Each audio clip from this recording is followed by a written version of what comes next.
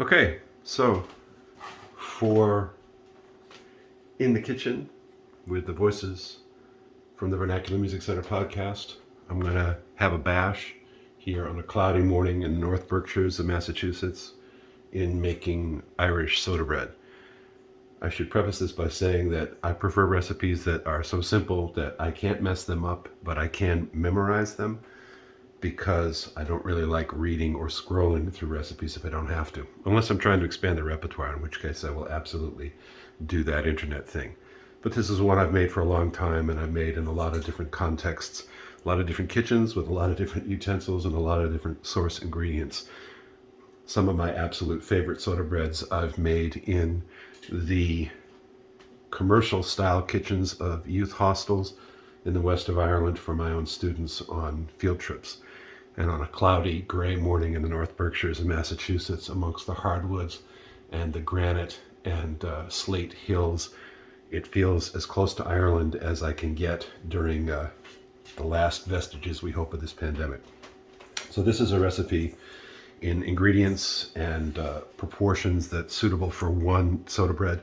Soda bread is something that doesn't keep so terribly well. It's nicest when you have it hot out of the oven, although it makes pretty good toast on the second day. So I'd rather make smaller loaves more frequently, because then there's a higher percentage of fresh soda bread to be eaten on the day. So ingredients, there are really only 5, although you can spike it with various things.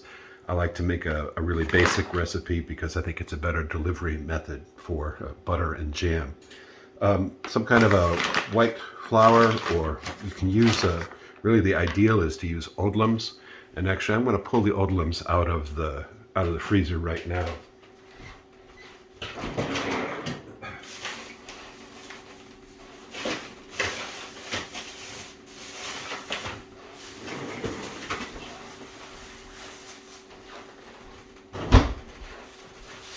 In the Irish context, it's quite easy to get this oatmeals flour. Has a lovely, really quite old school logo there, which is either an apple or an owl or both. So oatmeals, a coarse wholemeal flour. It's a flour that's been kind of a whole wheat, but as you can see, it's extremely coarse indeed. It almost looks like oatmeal. Gives a wonderful texture to the bread, although it can be quite crumbly. So when I'm working to get that texture, sometimes I'll do half and half of oatmeals and some kind of a stone ground white flour or pastry flour. I like Bob's Red Mill because Bob's Red Mill is stone ground, and stone grinding as opposed to steel grinders. Stone grinding doesn't raise the temperature of the flour, and that avoids killing off some of the more active ingredients within the flour. So this is sufficient for one moderate sized soda bread. Milk, I like 2% milk because I'm an Anglo gentleman of a certain age. Need to watch the cholesterol. Egg isn't actually even essential in this recipe, but an egg in a loaf provides a nice texture. It holds together a little better. Baking soda, baking powder, those are going to be really essential. And in a traditional context in the west of Ireland, baking soda or baking powder and salt were the only things that didn't grow on the farm. You could get flour from your neighbors, you had milk, you had butter, you had eggs. And so it's a very simple kind of food, simple kind of bread stuff to make in communities which didn't tend to have a lot of refrigeration. So one more thing.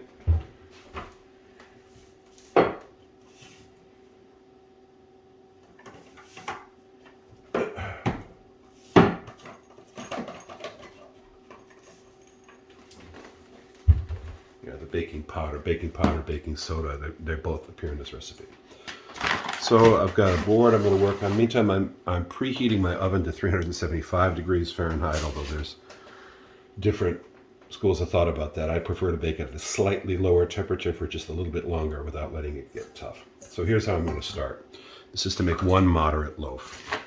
I don't even remember where I first got this recipe, first found this recipe, but it's worked for me. It's become my standard go-to. It's basically my go-to for biscuits, American biscuits, if I use all white flour, and for soda bread, and for that matter, even for cookies. It's sort of, this is how you put things together in where the rising ingredient is baking powder or baking soda instead of yeast. So I've got about 3/4 of a cup of the oudlums, 3/4 of a cup of the white flour. The great food scholar Michael Twitty, who is a specialist in the history of African American cooking, says that he doesn't like to use any kind of a measuring ingredient. He prefers to figure out how much volume a pinch is, how much a 1/4 cup represents in a cupped palm, that kind of thing. I kind of like that. I like not having to introduce measuring implements, being able to do it with the hands. But for the purposes of this demonstration, I'm going to go ahead and use my measuring cup, my measuring spoons. So I got 3/4 of a cup of the oudlums, 3/4 of a cup of the Bob's stone ground white flour. Just going to mix those so they're kind of distributed evenly together.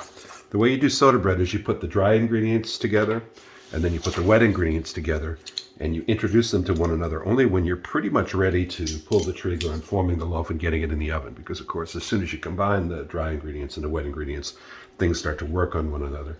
And the clock is ticking in terms of your bread rising. So it's 1.5 cups of combined flours. The way that I think about this is I use approximately 1 teaspoon of baking powder per cup. So since I have 1.5 cups, I'm going to use 1.5 teaspoons of baking powder, and really just literally a pinch of baking soda. Baking soda is a really strong flavor. It's kind of got a salty flavor to it.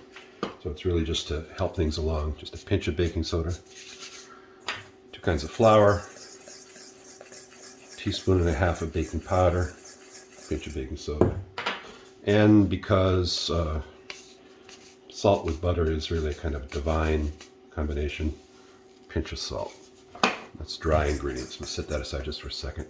I am going to have some extra flour popped up here because I need to be able to introduce that when I roll out the bread in a kind of minimalist fashion.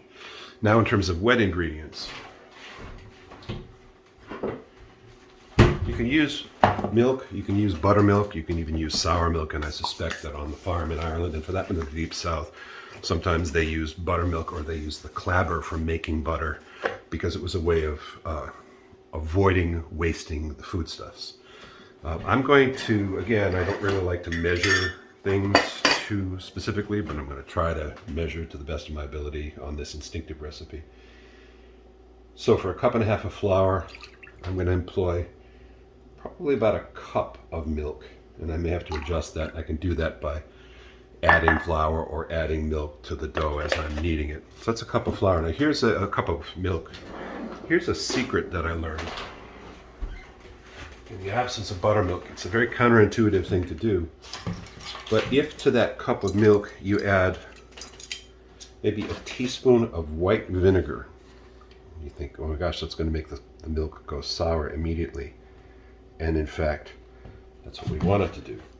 So I'm adding the vinegar very counterintuitively to the milk, and I'm going to let that work for a minute or two. I'm just going to let the vinegar work on the milk, and the milk is going to start to sour.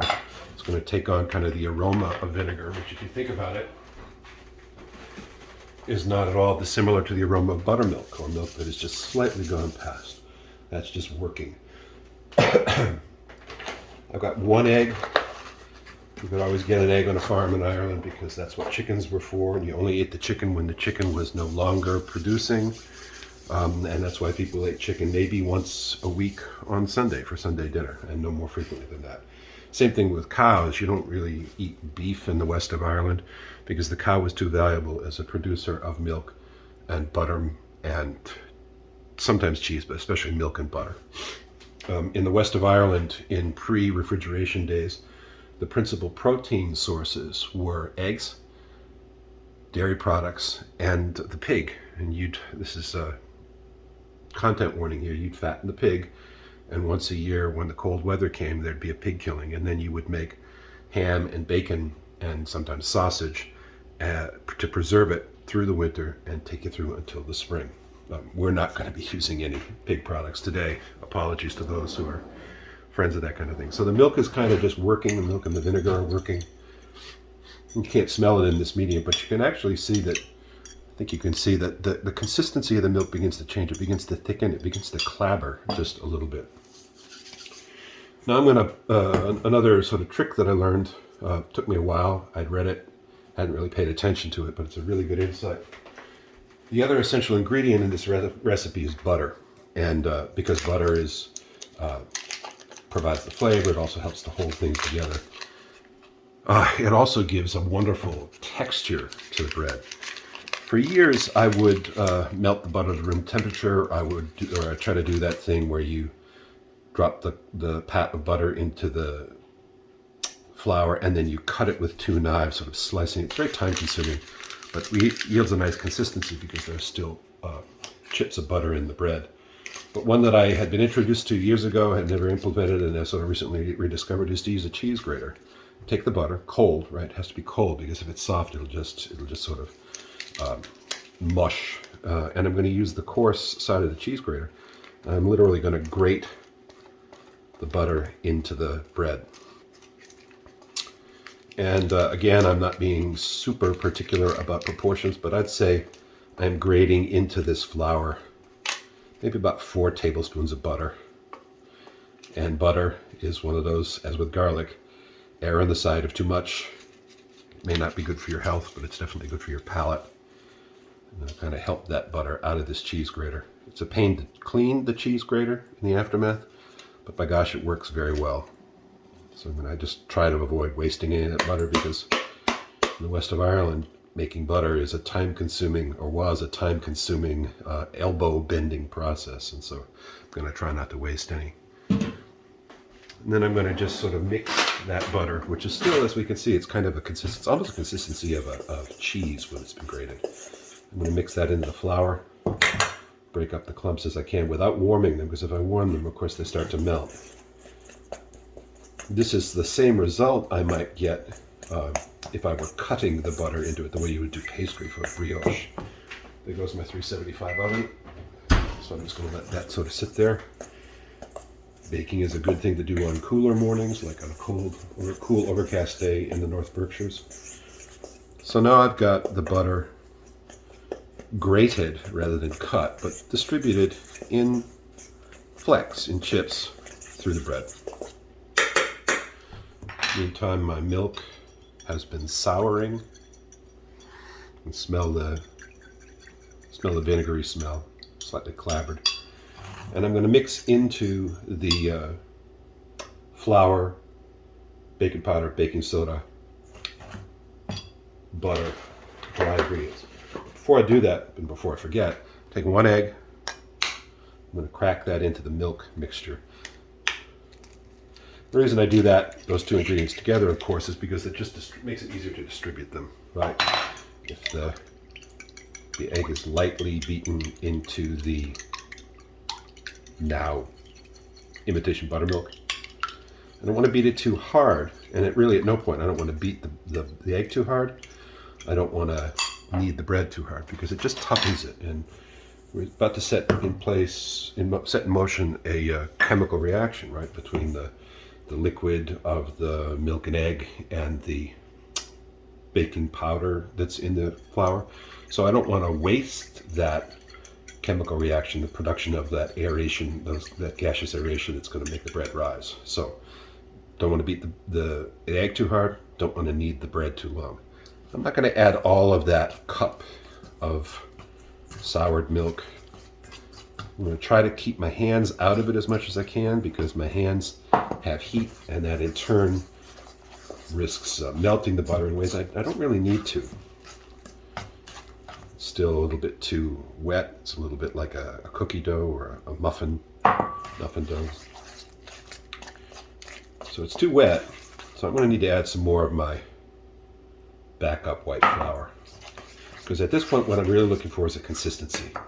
And it needs to be a consistency which is sufficiently dry that I can manipulate it with my hands without it sticking too badly to my hands or to the board.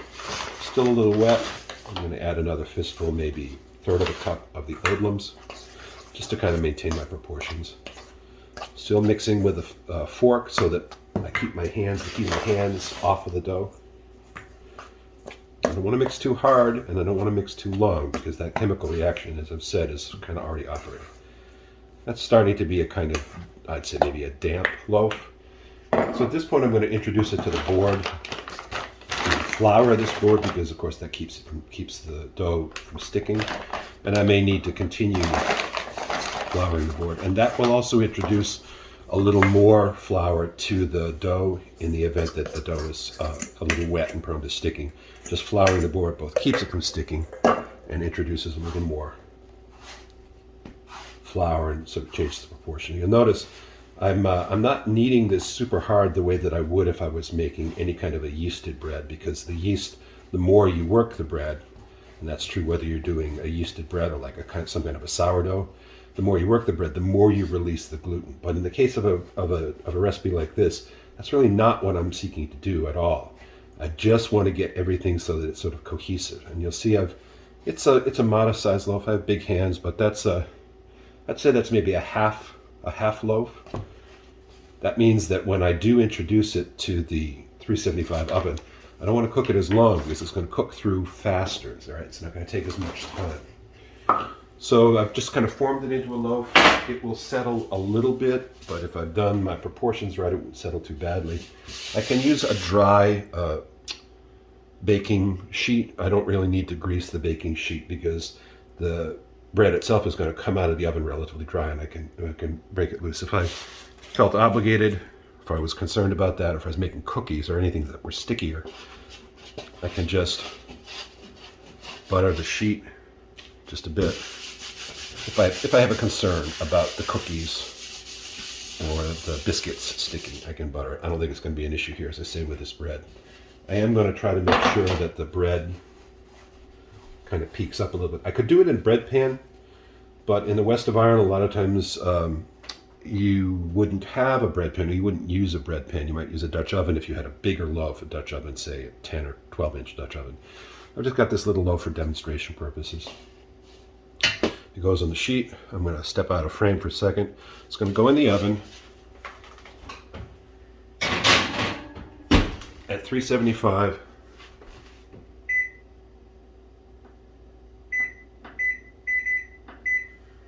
I'm going to set it for a number. I think I'm just guesstimating about 18 minutes, but I'm darn sure going to check it periodically and make sure that it's not overcooking. I want to make sure that it doesn't come out of the oven until it's cooked through. And there's a way to do that, and I'll talk about it when we come back. Okay, so in the event, it wound up being about about 36 minutes in the oven, because it's a small loaf. And I had to guesstimate, because of course it's a different size than a full-size loaf, and that means that it takes a different amount of baking time. It's smaller, so it takes less time. So the way I test it is to go in from the side, pull out the chopstick or a straw, and see if there's relative crumbly action happening. Looks like there is, which means the inside is essentially cooked through. So I'm going to shift this to the cutting board and see what it looks like. So you see it settled some because the dough was fairly soft. In the north of Ireland, when they cook on an open stone, or when they would cook on an open stone, they'd make the dough drier and form it into a round, and then cut it the way you'd cut a pie or a pizza, and put those triangular pieces on their side, so it's a triangle on one of its narrow sides, and cook it on the open stone. And that's why in the north of Ireland, they call them fadge, F-A-D-G-E, fadge, of soda bread, because you're actually cooking on an open stone. And so you'd form it into a circle, cut it like a pie, take each of those pie pieces, turn them on their side like that. So, but it's got some of the consistency that the Odlum's dough provides to it. It's held together okay. Soda bread is going to be crumbly because it doesn't use the gluten in the yeast, and that's also a reason why it tastes better on the first day. So I'm going to cut it apart. Crumbly. Done through on the inside, a little bit moist, not too bad.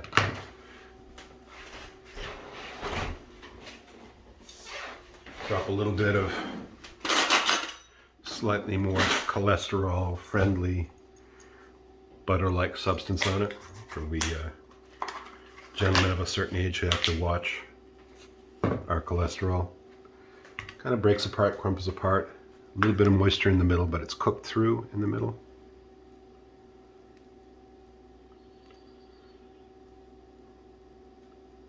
Really the way to do this, the way to have this on a cold, damp day in Connemara, the North Berkshires, would be with a cup of tea, Barry's Irish tea with milk and sugar, a couple pieces of soda bread, or maybe soup and brown bread in the pub in Connemara. A lovely root vegetable pureed soup. Have a taste of that. Yep. That's the flavor. So, Irish brown bread. They call it soda bread because it's made with soda, but the Irish know it as brown bread. Good cooking to you, good eating, peace and love, and we'll see you the next time.